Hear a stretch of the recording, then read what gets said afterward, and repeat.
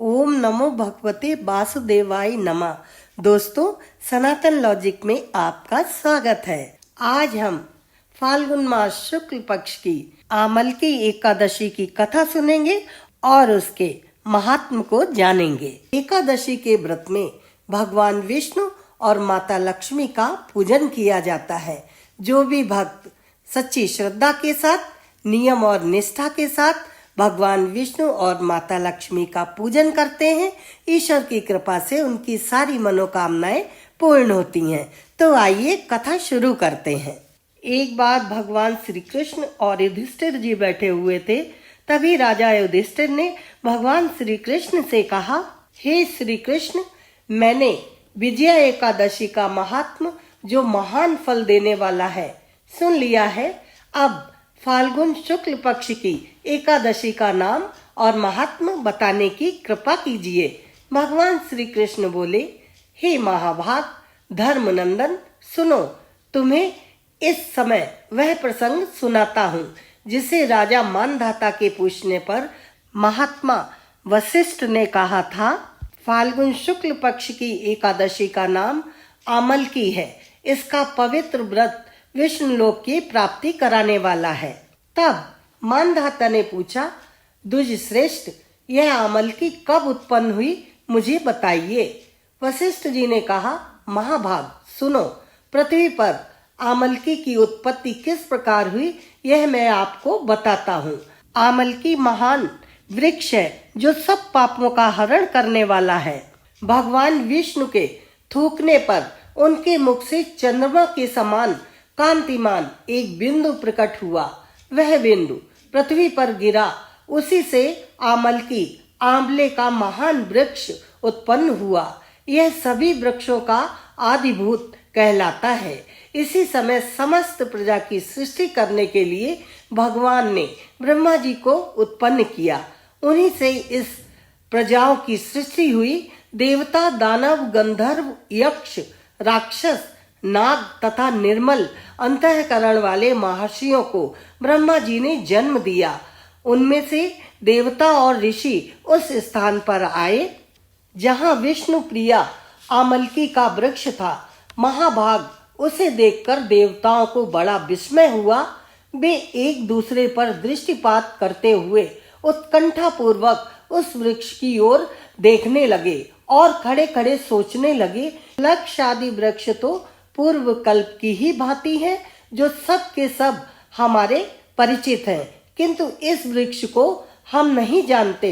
उन्हें इस प्रकार चिंता करते देख आकाशवाणी हुई, महर्षियों, यह सर्वश्रेष्ठ आमलकी का वृक्ष है जो विष्णु को प्रिय है। इसके स्मरण मात्र से गोदान का फल मिलता है।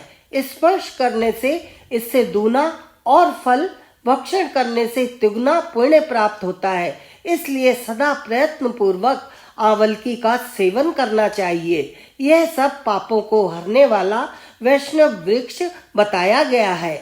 इसके मूल में विष्णु, उसके ऊपर ब्रह्मा, स्कंद में परमेश्वर भगवान रुद्र और शाखाओं में मुनि, टहनियों में देवता, पत्तों में वसु, फूलों में मरुदगण तथा फलों में समस्त प्रजापति वास करते हैं। आमलकी सर्वदेवमयी बताई गई है। अतः विष्णु भक्त पुरुषों के लिए यह परम पूज्य है। ऋषि बोले, अव्यक्त स्वरूप से बोलने वाले महापुरुष, हम लोग आपको क्या समझें? आप कौन हैं? देवता हैं या कोई और? हमें ठीक ठीक बताइए।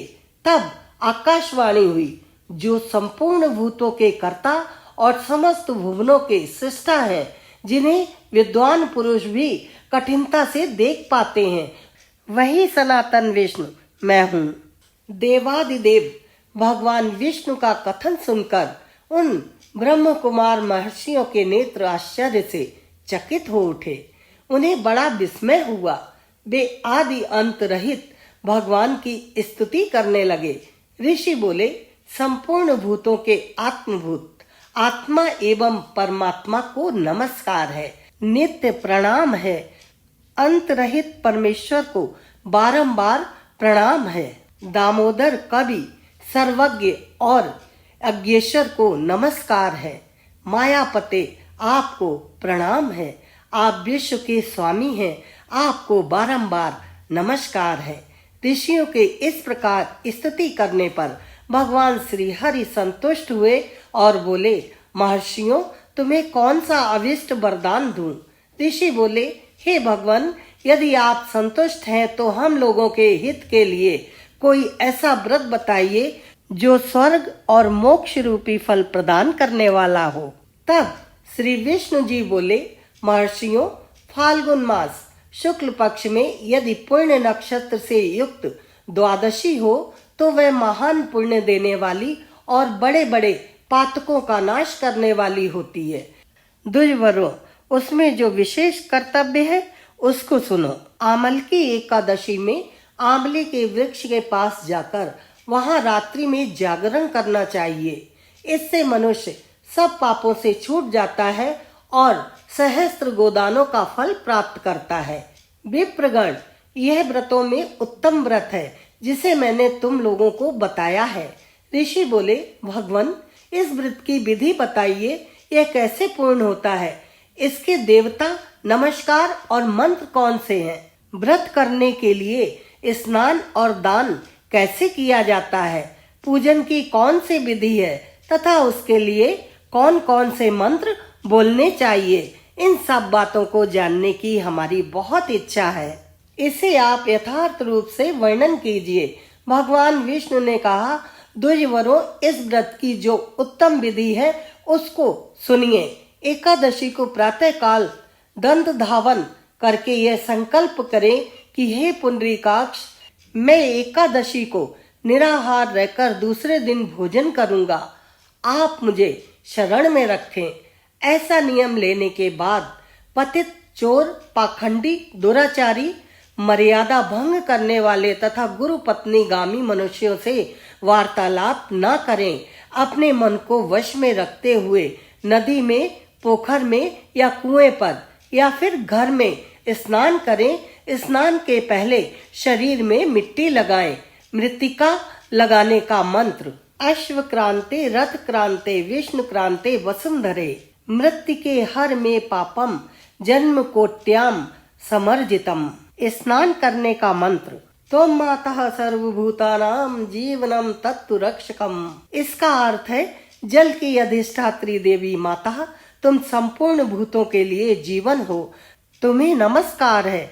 आज मैं संपूर्ण तीर्थों, कुंडों, झरनों, नदियों और देव संबंधी सरोवरों में स्नान कर चुका हूँ। मेरा यह स्नान उक्त सभी स्नानों का फल देने वाला हो। विद्वान पुरुष को चाहिए कि वह परशुराम जी की सोने की प्रतिमा बनवाए।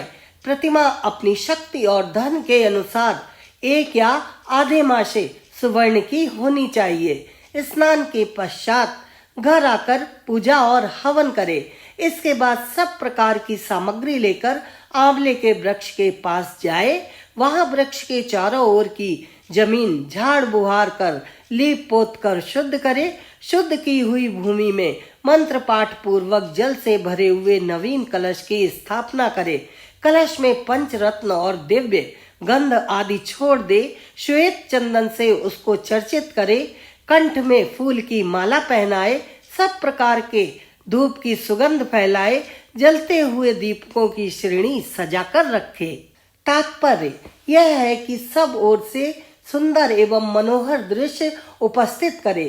पूजा के लिए नवीन छाता, जूता और वस्त्र भी मंगाकर रखे।